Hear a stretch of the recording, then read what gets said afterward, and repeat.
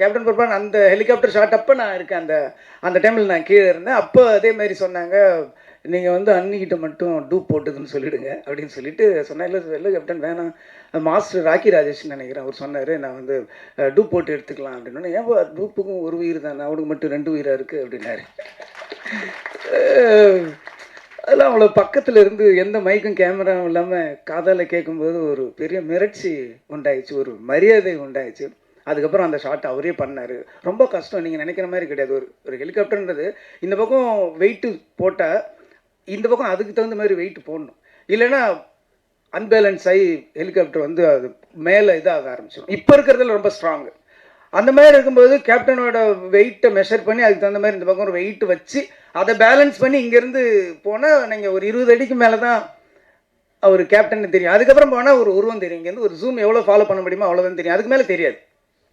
So எவ்வளோ நடிகர்கள் வந்து நடிக்கும்போது ஒரிஜினல் பண்ணுவாங்க, பாடி டபுள் பண்ணுவாங்க, ஃபேஸ் ரீப்ளேஸ் பண்ணுவாங்க, சிஜி பண்ணுவாங்க, எவ்வளவோ பண்ணிவிட்டு நான் தான் பண்ணேன்னுவாங்க.